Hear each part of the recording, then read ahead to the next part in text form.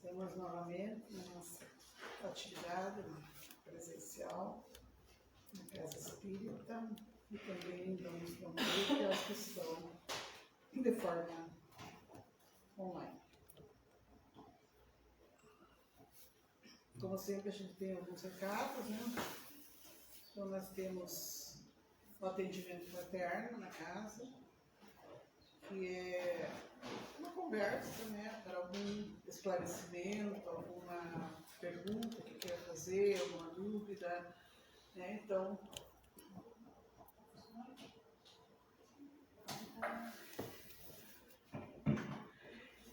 com essa, agora está funcionando. É bom ligar, né, para funcionar.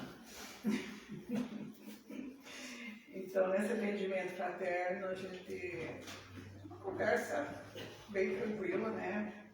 Ou às vezes quer saber alguma coisa sobre a doutrina, algum problema que está enfrentando, quer ver qual é a posição da doutrina que ele respeita. Então, quem quiser, conversa com a recepção. Temos livros também à venda e livros para empréstimo.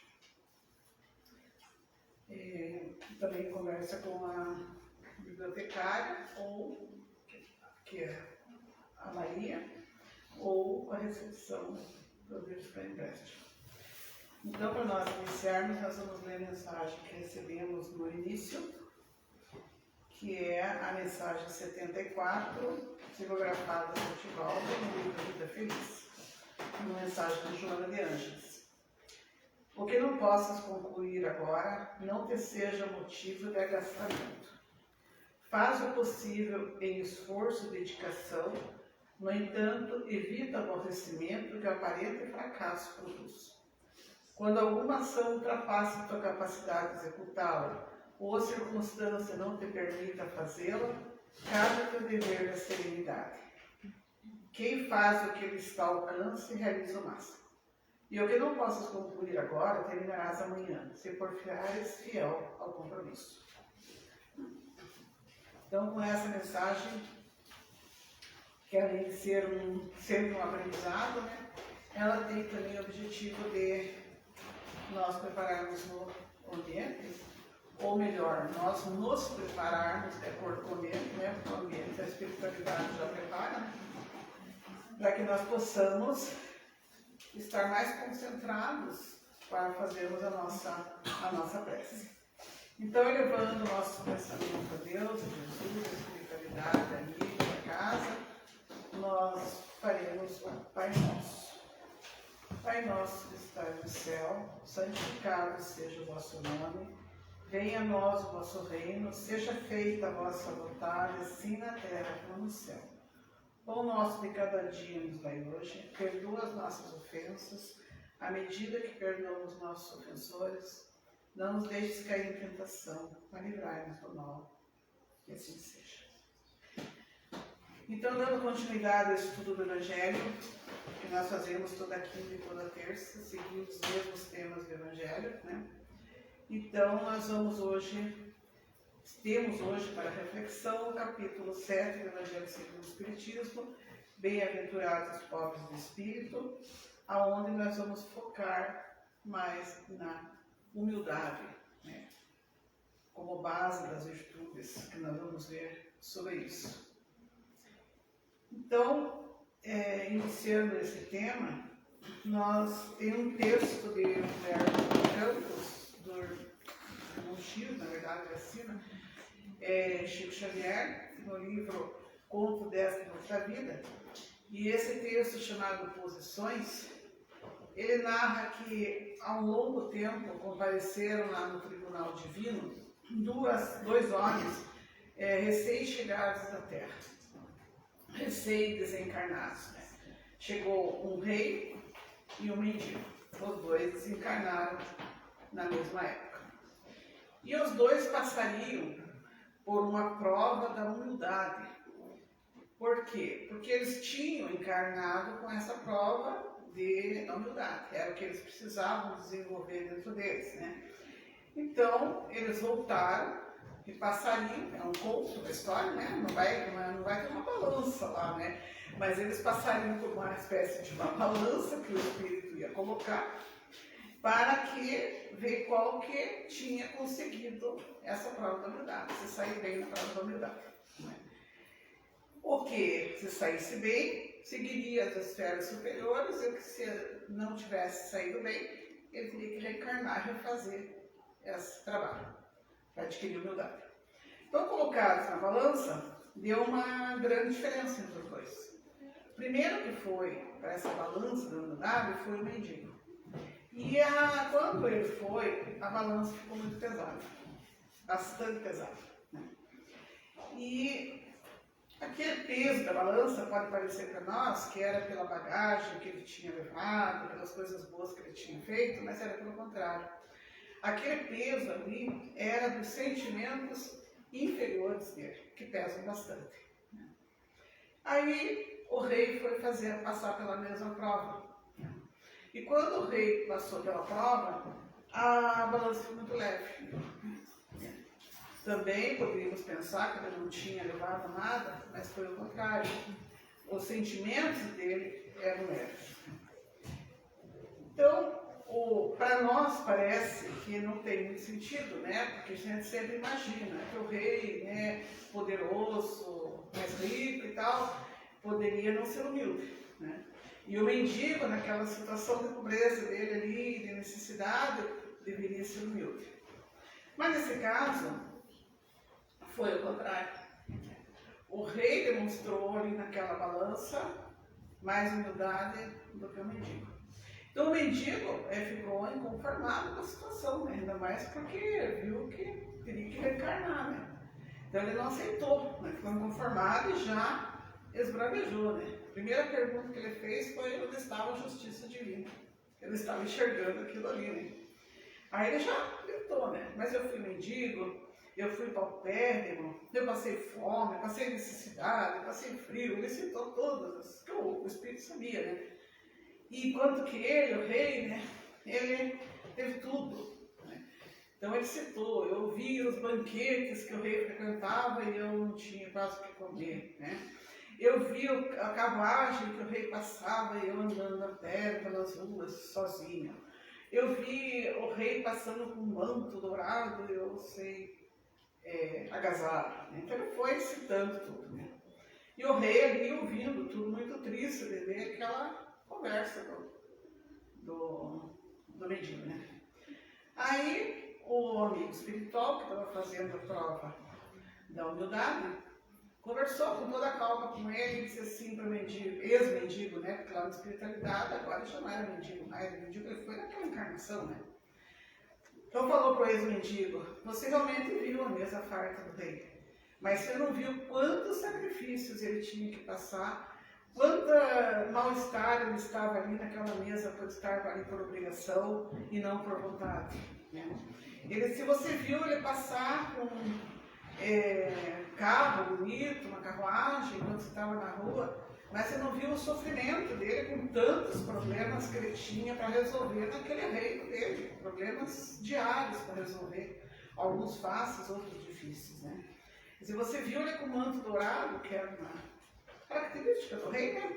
Mas você não viu o sofrimento moral que ele passava todos os dias por questões difíceis para solucionar. Você não sabe quantas pessoas o rei ajudou, e ele havia ajudado muitas pessoas, pelo que diz no conto. Você não sabe quanta hipocrisia, quanta ingratidão ele recebeu do povo ali daquele reinado. Aí ele acrescentou, na posição que ele estava, ele podia ferir, mas ele nunca feriu. Ele podia humilhar, mas ele nunca humilhou. Poderia ser orgulhoso da posição, mas ele nunca foi orgulhoso. Ele nunca prejudicou ninguém.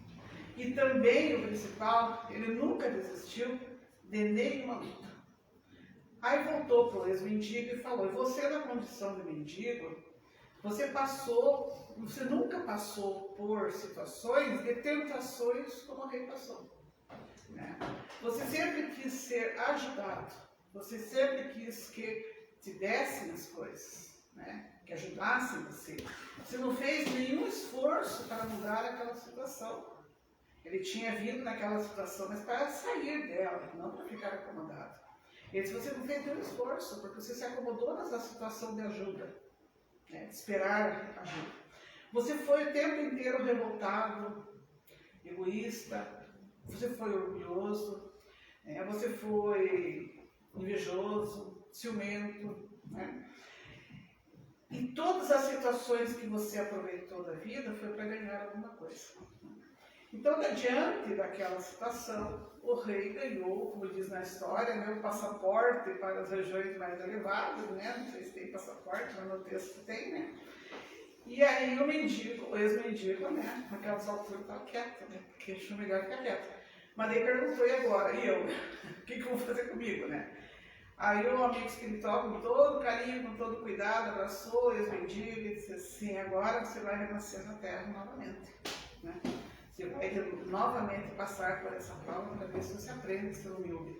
Mas o que você? Você vai ser um rei, porque você vai passar por essa prova da humildade, né? Então nós vemos que a humildade é uma força, como diz Emmanuel, é uma força ativa. Às vezes nós pensamos que a humildade é você se vestir simples, você ter uma postura mais simples, né? Mas a humildade, segundo Emmanuel, é uma força muito ativa, é uma força divina, é uma força muito viva, né? É uma força que patrocina a renovação e o progresso do espírito. É uma força que impulsiona o espírito, a sua renovação, o seu progresso, é uma força que está por trás da renovação, né?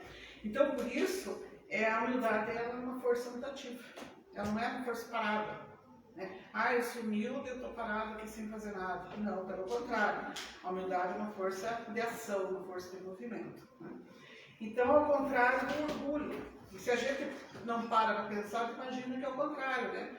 O orgulho, a pessoa se fecha, porque ela já acha que já sabe tudo, ela já acha que ela tem uma posição superior, que não precisa aprender mais nada, ela fica mais estagnada, ela fica estacionada por algum tempo, porque ela não admite erros, ela não admite fracassos, então ela não precisa mudar nada, ela não precisa melhorar, então ela é uma pessoa que, por orgulho, ela fica em questões de evolução espiritual, ela fica estagnada, ao passo que o humilde não, né?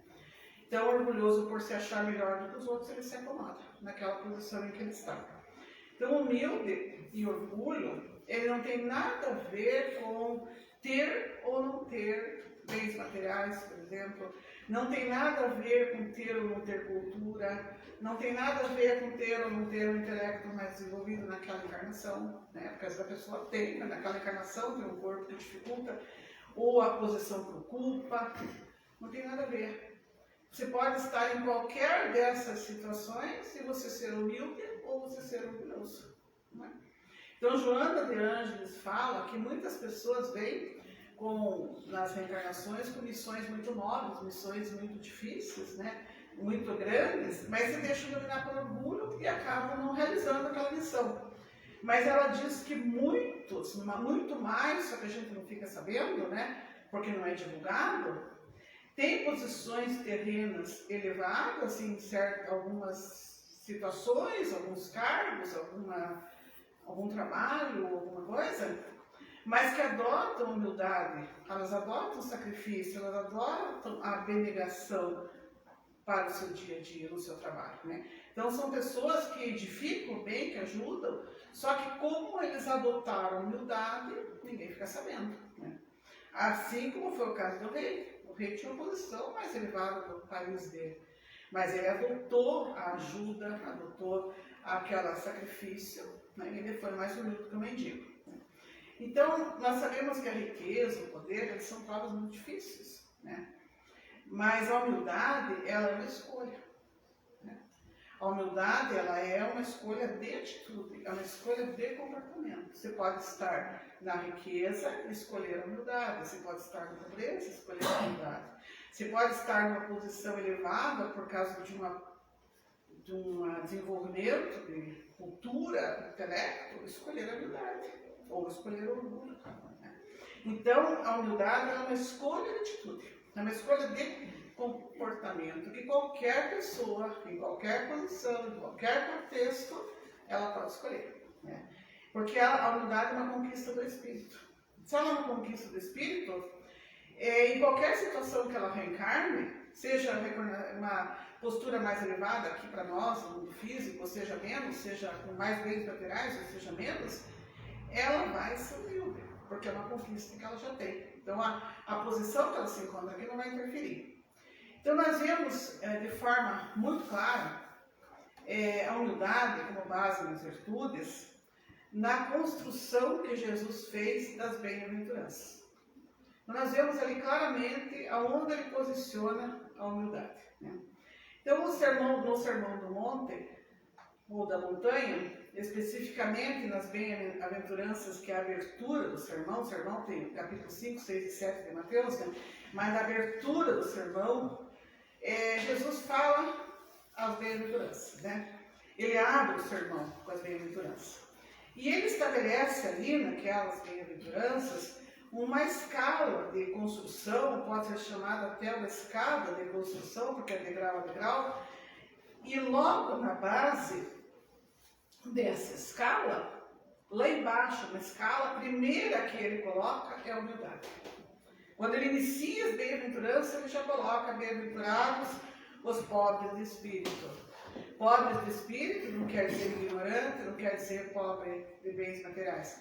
Pobres de espírito é uma expressão, né, que tanto lá na época de Jesus como depois, ela queria dizer humildade. Então, bem-aventurado os humildes, né, porque ela era uma expressão da época.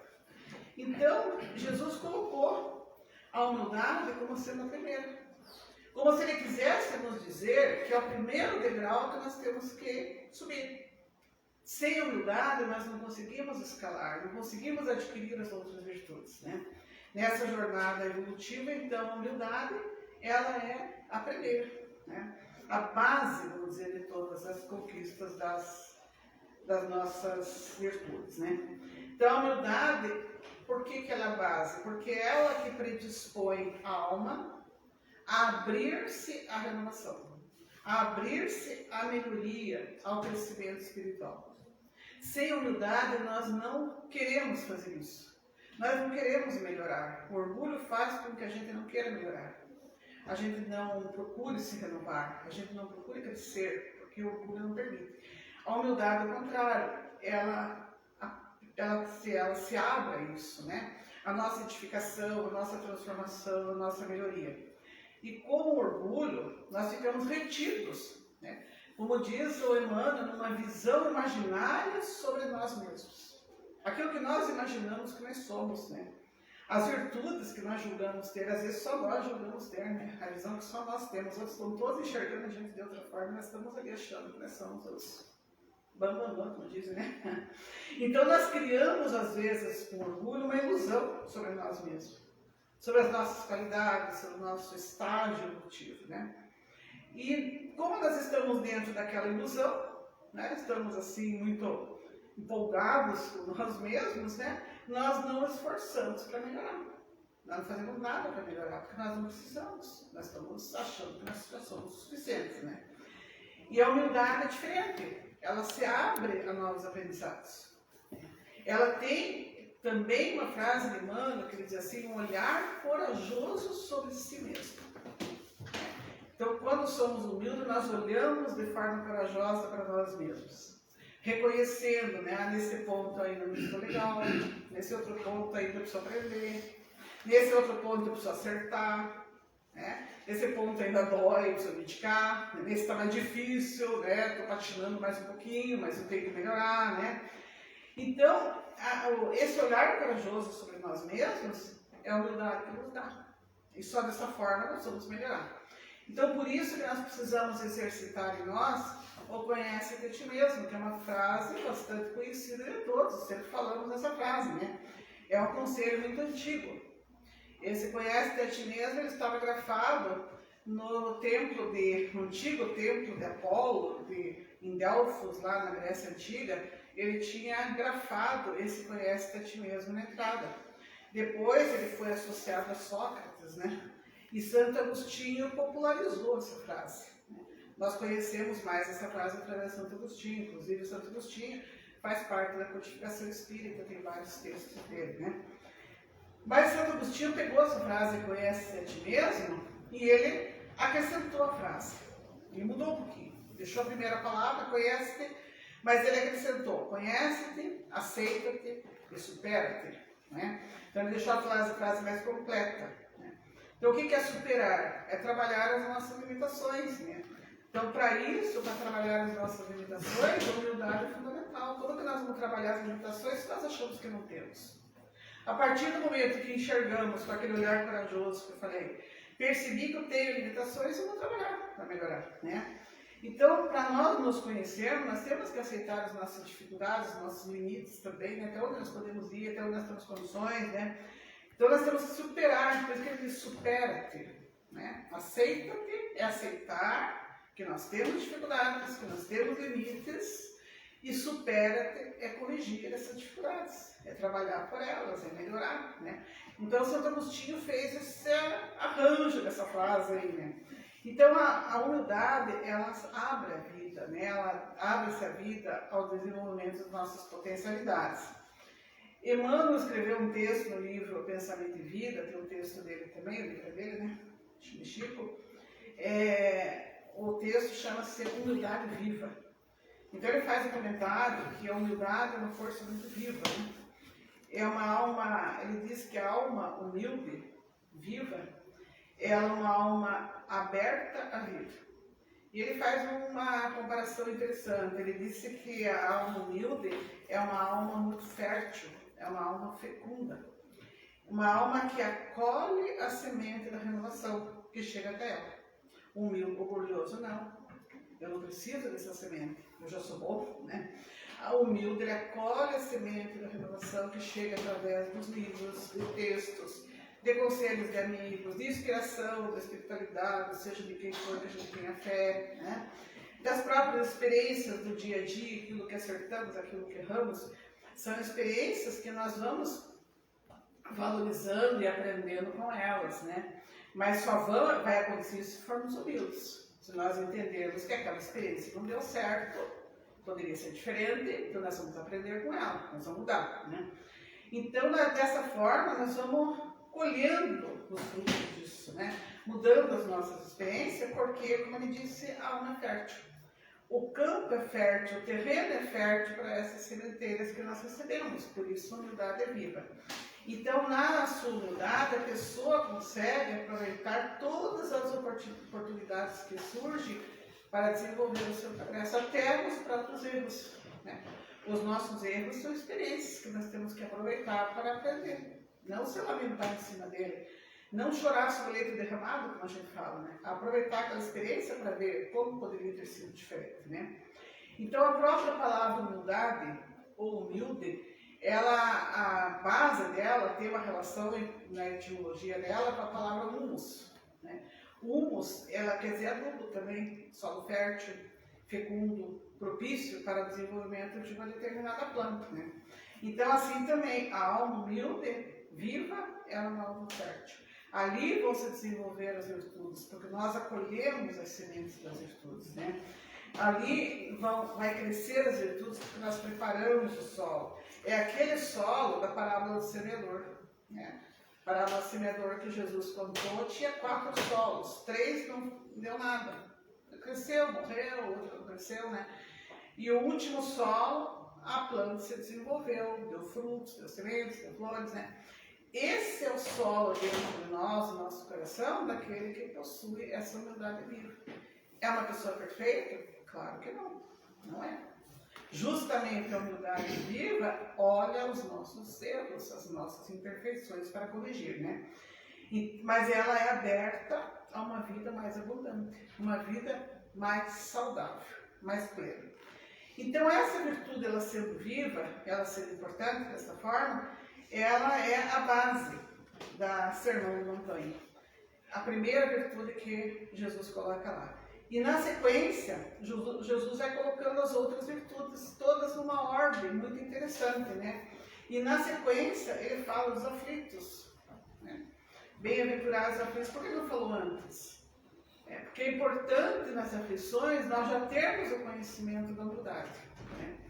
Qual a relação, então, da aflição com a humildade, né? Para ser bem-aventurado nas aflições, feliz nas aflições, nós precisamos da humildade? Sim, Humildade é quase tudo, né? Como que eu vou ser nas aflições, vou ultrapassar as aflições, eu vou enfrentar as aflições, sair bem de cada aflição se eu for orgulhoso? Não. Então, se eu for humilde, se for resignado, eu vou compreender a necessidade daquilo e eu vou enfrentar.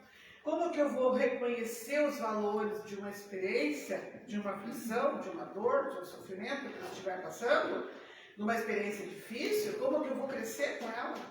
Como que eu vou aprender com essa experiência se eu não for humilde? Não for aquela alma humilde, viva, aberta a novos conhecimentos, né? Como que eu vou alcançar a resignação, o entendimento que a aflição é um aprendizado para a minha evolução se eu não for humilde? Eu preciso ser humilde para isso. Agora, se eu for orgulhoso em uma prova, em um sofrimento, em uma dor, como que eu vou reagir? Aquelas perguntinhas, né? Por que eu? Por que eu sofro? Por que não é o outro? Né? Por que eu sofro mais do que fulano? Eu faço tudo certo, né? Muita gente fala isso, fulano não faz certo, eu sofro mais, né? Então fica fazendo essas comparações, fica se vitimizando, fica... Por quê? É uma aflição que não está ligada com a humildade, ela está ligada apenas com o orgulho. O orgulho é muito forte na pessoa, então ela não vê a aflição como aprendizado, né?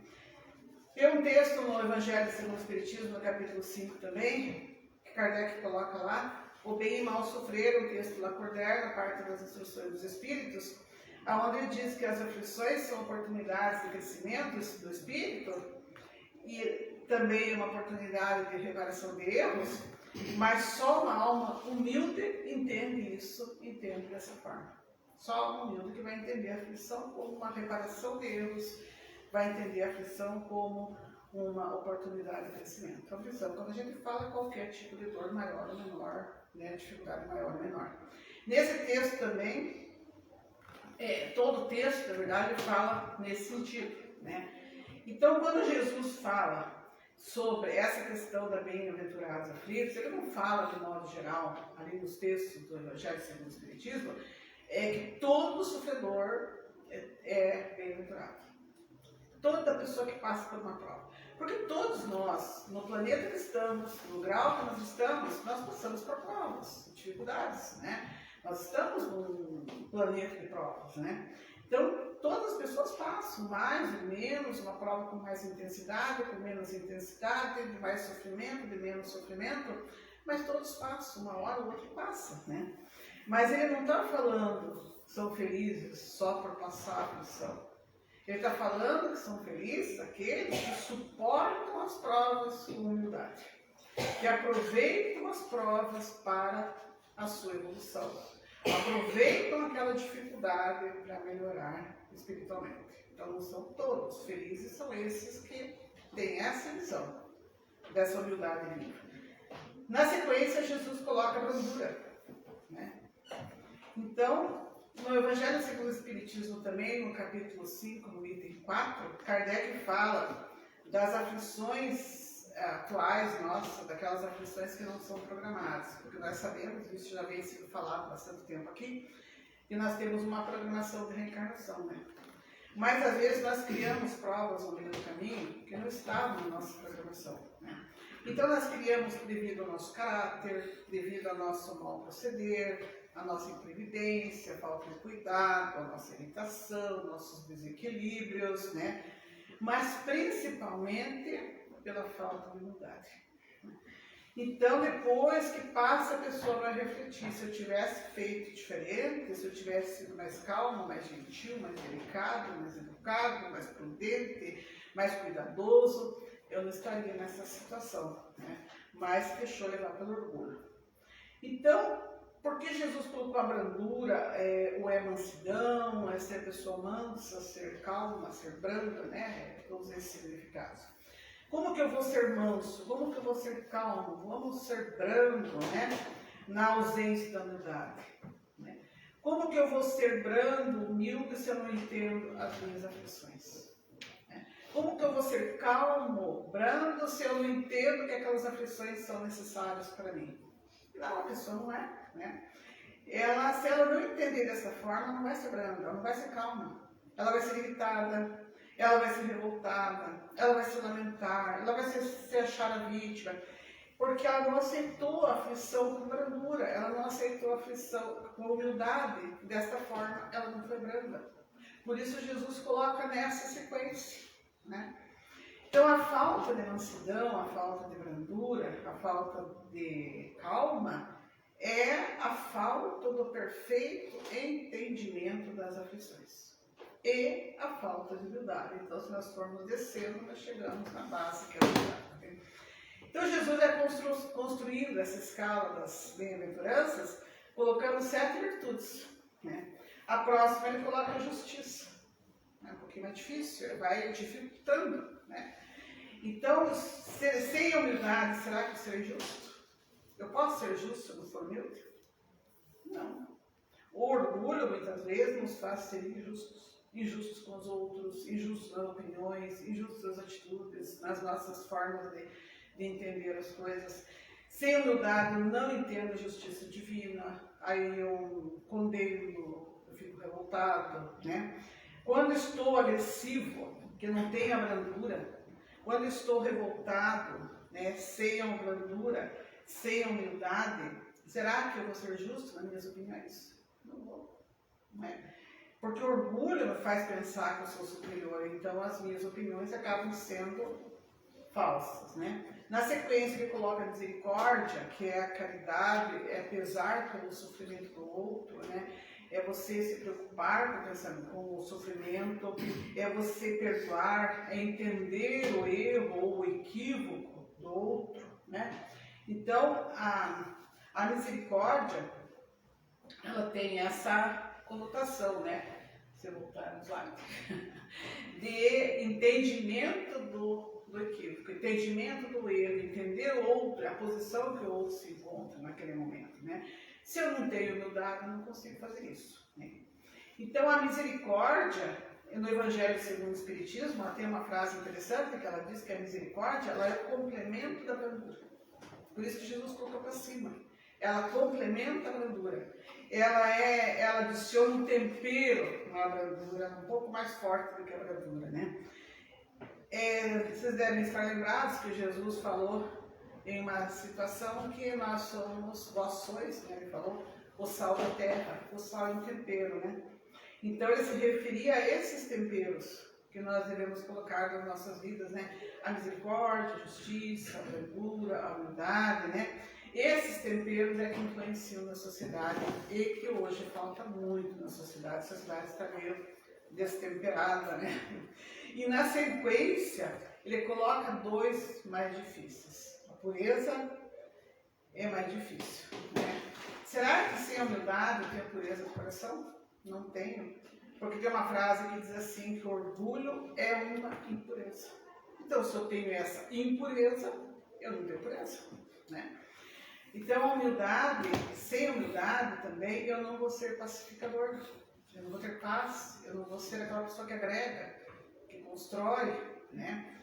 Então, nós vemos nessa escala que Jesus colocou, essas 7 bem-aventuranças, né? Que ela tem uma ordem muito clara, onde ele vai colocando todas as virtudes, mas sempre com a humildade na base. E a humildade é uma virtude muito leve. A humildade é muito leve. Em qualquer contexto que a humildade se encontre, ela é leve, sempre leve, né? Por quê? Porque ela não carrega junto dela, na sua bagagem, ela não carrega o peso da arrogância, ela não carrega o peso da insatisfação. A humildade não carrega o peso da revolta, do melindre, da mágoa, da irritação. Então ela é muito leve, ela é uma virtude leve. Por isso que o rei, lá na nossa primeira história lá, quando ele foi na balança estava leve, porque ele era humilde, não tinha essas virtudes, esses defeitos pesados junto dele, né? Então, Emmanuel fala também uma coisa bastante pesada, ele diz assim que o orgulho, ele é altamente destrutivo, né? Que quando falta humildade, crescem nas pessoas tumores no sentimento. Então ele fala que cresce nas pessoas o tumor do orgulho, o tumor da vaidade, o tumor do egoísmo. E esses tumores, eles afetam o sentimento, afetam a nossa forma de sentir, de ver as coisas, de conviver, de atuar na sociedade, né? Afeta também a nossa saúde. E no final, Emmanuel dá como corrigir isso. Ele diz assim, que para te retirar desses tumores, somente com a conquista da humildade. E na sequência ele fala que o orgulho, né, tratando do orgulho e humildade, que o orgulho tem várias faces. E que a criatura não precisa ter todas as faces, ela pode ter uma. Né? Mas é onde aquela criatura estaciona, naquela face em que ela estaciona, se ela não lutar, se ela não adquirir a humildade, ela fica presa naquela situação. Então, por exemplo, uma pessoa que é uma das faces, quando ela se acha o centro do universo, o centro da família, o centro da situação, aonde ela quer que todos fiquem a serviço dela, a volta com ela, cuidando dela, ela quer que todos tenham os mesmos desejos, os mesmos gostos, as mesmas vontades, que tudo circule, que gire em torno dela. E ela vai ficando com isso, se ela não tratar, se ela não mudar, ela vai ficando cada vez mais centrada nisso. Ela não consegue enxergar a vida lá fora, ela não consegue enxergar o outro, a dificuldade do outro, o gosto do outro, a vontade do outro. E cada vez ela vai ficando mais centrada, achando que a vida tem que se tirar em torno dela. Né? E só a humildade pode melhorar isso. Orgulhoso também, que ele se julga uma outra face, saber tudo. Então conta-se também, falando também lá de Delfos, do oráculo de Delfos, eu até peguei aqui uma foto aí das ruínas de lá, né? Então conta-se que nesse oráculo de Delfos, lá na Grécia, nós vimos lá que houve um indivíduo que ele fazia profecias, e ele chegou para o Sócrates e falou para Sócrates que ele era a pessoa mais sábia da Grécia. Não tinha mais ninguém mais sábio que ele. E ele não concordou muito com aquilo, achou que aquilo não dava certo. Então ele saiu com a intenção de conversar com as pessoas para descobrir se não tinha outras pessoas mais sábias do que ele, porque ele não se considerava mais sábio. E naquelas conversas, ele percebeu que as pessoas, às vezes, elas sabem muito de um determinado assunto e se contentam com aquele assunto e não buscam aprender outras coisas diferentes. Então, uma pessoa falava de um assunto e se acomodava naquilo, não buscava mais informações ou estudar, aprender sobre outras coisas. A outra pessoa sabia de outro assunto, acomodava-se naquilo. E ele foi observando, né, que as pessoas se acomodavam e não viam aquilo que ignoravam. Elas se prendiam naquilo que eles sabiam. Né? Então ele chegou à conclusão que ele tinha uma compreensão um pouco melhor. Porque quanto mais ele sabia, mais ele percebia da sua ignorância. Né? Então realmente ele era um sábio humilde, porque ele sabia muito, mas ele percebia da sua ignorância. E aí tem uma historinha, até de criança, né? Desculpe os adultos, não é aula de evangelização, mas tem uma historinha interessante de um leão que se apaixonou por uma leoa. E o leão era o rei da floresta, ele se julgou centro das atenções, ninguém duvida do leão, né? Todos olhavam como rei, né? E ele se acomodou naquela situação. E ele se apaixonou pela leoa. Só que ele não sabia ler nem escrever. E ele queria escrever cartas para a leoa, para conquistar a leoa. Só que ele não sabia. E ele, muito orgulhoso, não queria perder o poder dele, ele não queria contar que ele não sabia, ele chamou alguns dos animais lá e pediu para que escrevessem a carta por ele. E eles escreveram, mas só que cada animal escreveu do seu jeito, na sua postura, na sua forma de pensar, e nenhum conseguiu conquistar a leoa. Não, a carta que elas interessou a leoa. Até que ele percebeu que ele estava errado, né?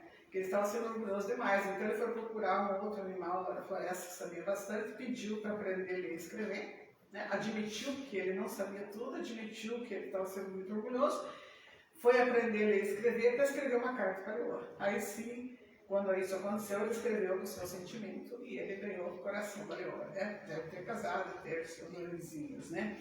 Mas então, por que ele fez isso? Porque ele admitiu o seu erro, a sua dificuldade e foi humilde, né? Outra face também é de nós não enxergarmos, quando somos orgulhosos e falta humildade em nós não enxergamos as coisas boas da outra pessoa. Né? Nós avaliamos uma pessoa, às vezes, pela sua aparência. Ah, eu não gosto, ela é assim, assim. E nós não olhamos o interior da pessoa, todas as suas qualidades. E aí tem mais uma historinha, de criança também, né? Mas essa história é bem interessante. Conta-se também que uma rosa muito orgulhosa estava no jardim, ela tinha uma beleza muito bonita, diferente de todos, ela era muito admirada, então ela tinha um orgulho danado, porque ela era a mais bonita do jardim. Ao lado dela tinha um cacto que ela desprezava muito, né? Então ela achava aquele cacto muito feio, que não servia para nada, ela insultava o cacto, ela diminuía, ela humilhava o cacto. Quando ela podia, ela estava humilhando. Ela fazia muitas críticas ao cacto, até as outras plantas do jardim ela fazia as críticas ao cacto, né? Até que chegou uma época de seca, acabou a água, né? E ela começou a ficar muito murcha, né? Cair, quem tem jardim aí sabe, né? Quando a gente esquece de molhar, vai ficando meio derreada, como a gente diz, né? E a rosa começou a murchar, perder a beleza, né? Aí um dia ela olhou para o cacto, chegou um passarinho pardal, enfiou o bico ali no cacto e bebeu água na sopa. Aí está o segredo, né? Então, o único que guardava água naquela seca e que não sofria com a seca era o cacto, aquele que ela mais desprezava. Então, aí ela teve que deixar o orgulho de lado, né? Entender que ela não era tão importante assim, que ela não tinha todos os valores, trabalhar a humildade para ir pedir água para o cacto. Eu não sei como que ele deu, né? Na história não explica como que ele deu, né? Diz que ele deu água, né? Ele deu um jeito, né? Aí já entra outra história, né? Mas o importante é que o cacto não guardou mágoa da rosa. Ela chegou humilde, pediu, ele fez, ajudou a rosa passou aquela época de seca numa boa, né? E voltou a chover, ela voltou a ser bonita, né? Mas ela não enxergava até aquele ponto, ela não enxergava a beleza que tinha no cacto, né? Então depois ela percebeu que aquele cacto, com aquela aparência simples, ele tinha algo muito valioso dentro dele, que ela no orgulho nunca conseguiu enxergar. E quando a seca acabou, a rosa voltou a ficar bonita. Então diz no texto que agora ela era mais bonita do que antes, porque agora ela era mais bonita por dentro do que por fora, porque ela tinha adquirido humildade, que é uma beleza interior. Então a humildade é uma força viva, é uma força transformadora. Nós precisamos ter coragem para ser humilde, mais coragem do que para ser orgulhoso. Nós precisamos, na humildade, reconhecer as nossas próprias faltas, nós precisamos, através da humildade, nós nos colocamos numa posição de aprendizado. E Jesus, ele falou no capítulo 11 de Mateus, versículo, não me lembro qual, é o capítulo 12, se não me engano, corrigindo, ele disse: aprendei de mim que sou manso e humilde de coração. E Jesus, o modelo e guia, o espírito mais evoluído que veio à Terra, ele nasceu na palha, numa manjedoura. E ele se despediu nos braços toscos de uma cruz. Então a sua chegada, a sua vida e a sua despedida foram com muita humildade. Que a paz de Deus esteja com todos. Nós encerramos aqui a nossa primeira parte da nossa atividade, e com humildade, com gratidão a Deus e a Jesus pelas nossas oportunidades, pelas nossas oportunidades de aprendizado, de estarmos vivos, de estarmos com saúde. Nós vamos mais uma vez fazer o Pai Nosso. Pai nosso que está no céu, santificado seja o vosso nome. Venha a nós o vosso reino, seja feita a vossa vontade, assim na terra como no céu. Pão nosso de cada dia nos dai hoje. Perdoa as nossas ofensas à medida que perdoamos os nossos ofensores. Não nos deixes cair em tentação, mas livrai-nos do mal. Que assim seja.